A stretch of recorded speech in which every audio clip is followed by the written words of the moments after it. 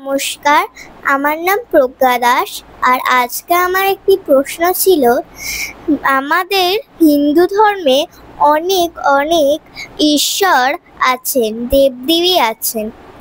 বহু ঈশ্বরের ধারণা হিন্দু ধর্ম বোঝার ক্ষেত্রে সমস্যা কি?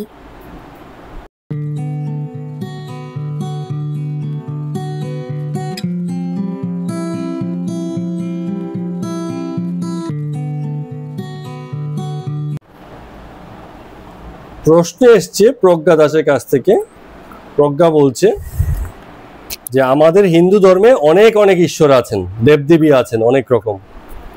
তো এই যে বহু ঈশ্বরের ধারণা হিন্দু ধর্ম বোঝার ক্ষেত্রে কোনো সমস্যা কি? অক্টোপাস দেখেছ? অক্টোপাস, হ্যাঁ। অক্টোপাসের অনেকগুলো পা থাকে না? হ্যাঁ, 8টা পা থাকে। আচ্ছা, তারপরে এই যে মাকড়সা, তারও তো অনেক রকম পা, 8টা। তারপরে ইসে আছে, কি বলে এটা, মাছির মানে অনেক নাকি চোখ, পিছন দেখতে পায়, সামনে দেখতে পায়, এরকম মানে চোখের একটা বিশেষ ধরন। এখন অক্টোপাস যদি বলে যে আমার এতগুলো পা থাকার দরকার কি, 2টো পা হলেই ভালো হতো। অথবা মানুষের যদি এরকম হয়, যদি বলতে থাকে যে আমার অক্টোপাসের 8টা পা আছে, আমাদের 2টো কেন, আমাদের তো 8টা হলে আরো ভালো হতো। ঠিক আছে? তো এরকম অ্যাকচুয়ালি বলা যায় না। তো হিন্দু ধর্মে অনেক দেবদেবী আছেন, এটাকে স্বীকার করা যত সহজ, আর এটাকে সমালোচনা করা তার থেকে তত বেশি কঠিন। কেন? কারণ যা আছে তা তো আছে, অলরেডি আছে। এটা থাকা উচিত কি উচিত না সেসব বলার কোনো মানে নেই। আমরা শুধুমাত্র আমাদের দিক থেকে এই কেন আছে তার একটা প্রাথমিক ব্যাখ্যা করতে পারি, ঠিক না? বা আছে যে সেটাই মানে স্বীকারোক্তি করতে পারি। অক্টোপাসের 8টা পা আছে, এটা স্বীকার করে নিলেই ভালো। অক্টোপাসও ভাবে না, আমাদেরও ভাবার দরকার নেই অক্টোপাসের 1টা পা কেন। এখন একটু প্রশ্নের মধ্যে একটা জায়গাতে একটু কারেকশন আছে, যে হিন্দু ধর্মে অনেক অনেক ঈশ্বর আছেন এই কথা ঠিক না। ঈশ্বর একজনই আছেন, দেবদেবী অনেক আছে, এটা বলা যেতে পারে যে দেবদেবী প্রতিমা স্বরূপে অনেক আছে, ঈশ্বর অনেক নেই, ঈশ্বর একজনই আছেন। অনেক ঈশ্বরের কথা হিন্দু ধর্ম কখনো বলেনি যে ঈশ্বর অনেক আছে, দেবদেবী আছে। ঠিক আছে? এখন কেউ সেই দেবদেবী কেউ যদি তার ঈশ্বর হিসেবে মেনে থাকেন, সেটা আলাদা বিষয়। কিন্তু এই দেবদেবী আসলে কারা, এটা আমরা আগেও বিভিন্ন সময়ে অনেকবার বলেছি, যে দেবদেবী সেই একই ঈশ্বরেরই প্রকাশ, শক্তির প্রকাশ। তো এখন যে যার প্রকাশ আছে সে তো যত রকম প্রকাশ আছে সবকিছুই প্রকাশ করবে।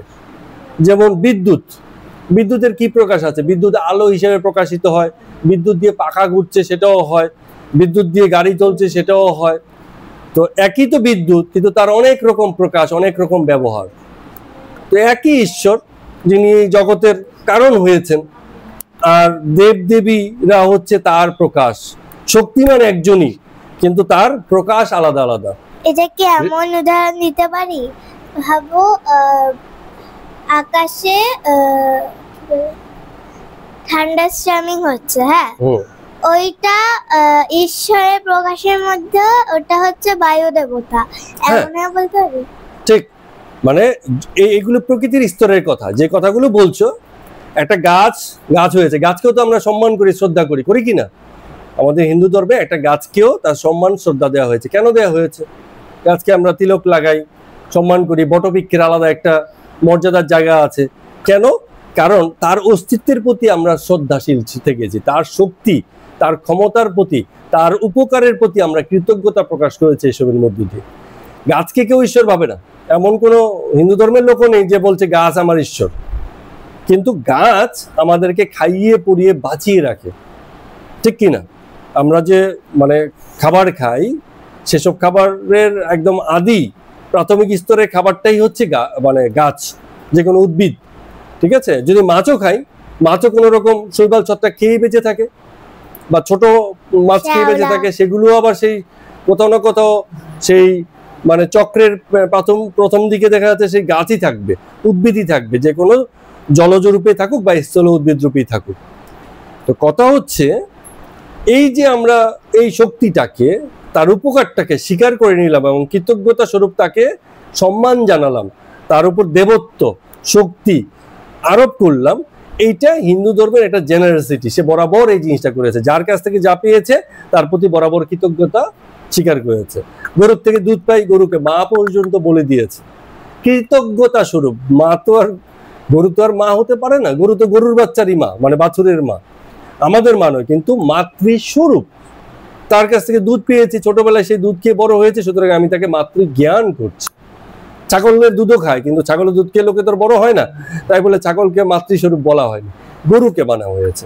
এত আন্তরিক, এত ঘরোয়া, এত কাছের বলে তাকে বিবেচনা করেছে, প্রকাশের উপায় মাত্র। তো দেবদেবী শক্তির প্রকাশ, সেসব দেবদেবীর এই প্রকাশকে, শক্তির যে বহিঃপ্রকাশ আছে সেগুলোকে আমরা কোথাও না কোথাও কৃতজ্ঞতার সাথে গ্রহণ করে তাদেরকে সম্মান করেছি, তাদের কাছে প্রার্থনা করেছি, তাদের কৃতজ্ঞতা স্বীকার করেছি। ঠিক আছে, যেই কারণে এত অধিক সংখ্যক দেবদেবী হয়েছে। তো এটাতে দোষের কিছু নেই, কারণ আমাদের বহু লোকের কাছ থেকে উপকার পেলে আমার কৃতজ্ঞতা বহু লোকের কাছেই, মানে বহুর প্রতিই থাকবে। তো এই বহুত্ব এই জগতেরই ব্যাপার, এবং এই বহুত্বকে হিন্দু ধর্ম, সনাতন ধর্ম বরাবর স্বীকার করেছে এবং বহুত্বের উপাসনাও করেছে এবং তাদেরকে মানে দেবতার আসনে, দেবীর আসনেও বসিয়েছে। এই শক্তির আরাধনা এই পর্যায়ে চলেছে, কিন্তু ঈশ্বর একই আছেন, আদ্যা কারণ শক্তি, যিনি হচ্ছেন শক্তিমান। এই শক্তির প্রকাশ যার থেকে এসছে তাকে ঈশ্বর বলা হচ্ছে।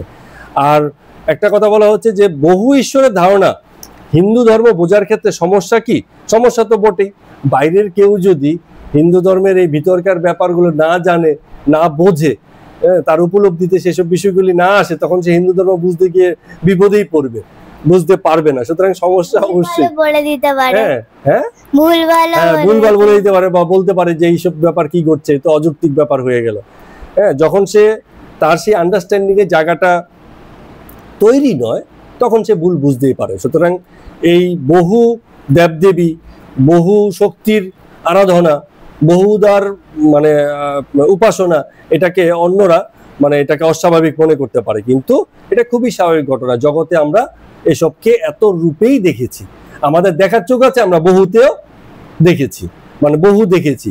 আবার এই বহুতে একত্বকেও প্রতিষ্ঠা করেছি। এই বহু যে সেই একই শক্তিরই প্রকাশ, সেটাকেও বরাবর স্বীকার করেছে। সেই একই, যা দ্বিতীয় নেই, তাকে বলা হচ্ছে ঈশ্বর। আর এই যে এত প্রকাশ, এগুলোকে বলা হচ্ছে তার শক্তির প্রকাশ, শক্তির রূপ, বিভিন্ন দেবদেবী। ঠিক আছে, সুতরাং প্রশ্নটা সুন্দর যে বোঝার ক্ষেত্রে সমস্যা কিনা, নিশ্চয়ই সমস্যা, কিন্তু কেউ যদি আন্তরিকভাবে বুঝতে চায়, শুধু সমালোচনা না করে, তাহলে সে নিশ্চয়ই বুঝতে পারবে জগতের সত্যি এই যে জগৎ বহুত্বে প্রতিষ্ঠিত, আর সৌন্দর্য হচ্ছে এই বহুত্বের মধ্যে একত্বকে খুঁজে পাওয়া। সনাতন ধর্ম এই দুইয়েতেই খুব ভালোভাবে আছে। Thank you.